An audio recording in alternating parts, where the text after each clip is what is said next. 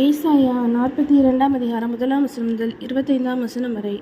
இதோ நான் ஆதரிக்கிற என் தாசன், நான் தெரிந்து கொண்டவரும் என் ஆத்மாவுக்கு பிரியமானவரும் இவரே. என் ஆவியை அவர் மேல் அமர பண்ணினேன். அவர் புறஜாதிகளுக்கு நியாயத்தை வெளிப்படுத்துவார். அவர் கூக்குரலிடவும் மாட்டார், தம்முடைய சத்தத்தை உயர்த்தவும் அதை வீதியிலே கேட்க பண்ணவும் மாட்டார். அவர் நெறிந்த நாணலை முறியாமலும் மங்கி எறிகிற திரியை அணையாமலும் நியாயத்தை உண்மையாக வெளிப்படுத்துவார். அவர் நியாயத்தை பூமியிலே நிலைப்படுத்த மட்டும் இலக்கரிப்பதும் இல்லை, பதறுவதும் இல்லை. அவருடைய வேதத்துக்கு தீவுகள் காத்திருக்கும்.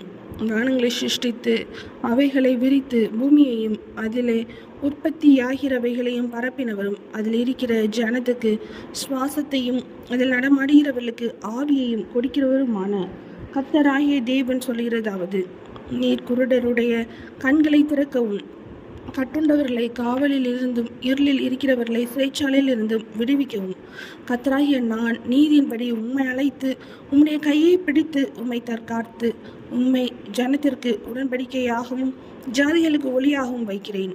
நான் கர்த்தர், இது என் நாமம். என் மகிமையை வேறொருவனுக்கும் என் புதிய விக்கிரகங்களுக்கும் கொடேன்.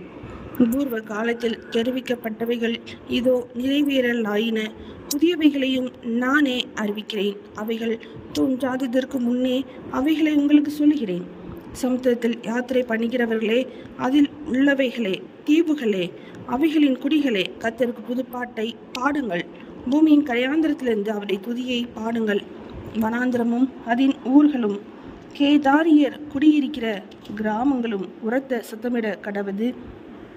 கண்மலைகளிலே குடியிருக்கிறவர்கள் கெம்பீரித்து பர்வதங்களின் கொடுமுடியிலிருந்து ஆர்ப்பரிப்பார்களாக. கர்த்தருக்கு மகிமையை செலுத்தி அவர் துதியை தீவுகளில் அறிவிப்பார்களாக.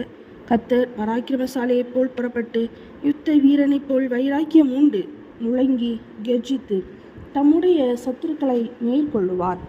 நான் வெகு காலம் மௌனமாயிருந்தேன், சும்மா இருந்து எனக்குள்ளே அடக்கி கொண்டிருந்தேன். இப்பொழுது பிள்ளை பெறுகிறவளைப் போல சத்தமிட்டு அவர்களை பாழாக்கி விழுங்குவேன்.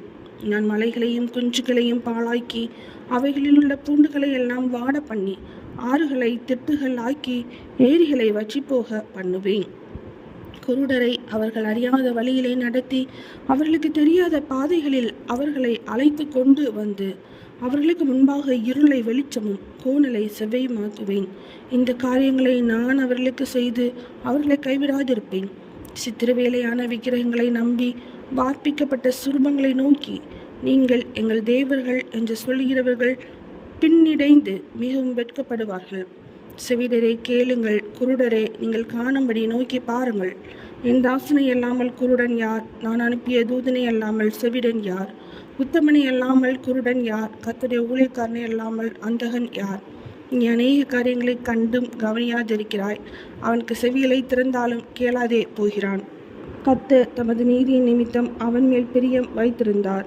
அவர் வேதத்தை முக்கியப்படுத்தி அதை மகிமையுள்ளதாக்குவார். இந்த ஜனமோ கொள்ளையிடப்பட்டும் சூறையாடப்பட்டும் இருக்கிறார்கள். அவர்கள் அனைவரும் கெபிகளிலே அகப்பட்டு காவலறைகளிலே அடைக்கப்பட்டிருக்கிறார்கள். தப்புவிப்பார் இல்லாமல் கொள்ளையாகி விட்டுவிடு என்பார் இல்லாமல் சூறையாவார்கள். உங்களில் இதற்கு செவி கொடுத்து பின் வருகிறதை கவனித்து கேட்கிறவன் யார்? யாக்கோபை சூறையிட்டு இஸ்ரவேலை கொள்ளைக்காரருக்கு ஒப்பு கொடுக்கிறவர் யார்? அவர்கள் பாவம் செய்து விரோதித்த கர்த்தர் அல்லவோ? அவருடைய வழிகளில் நடக்க மனதாயிராமலும் அவருடைய வேதத்துக்கு செவி கொடாமலும் போனார்களே.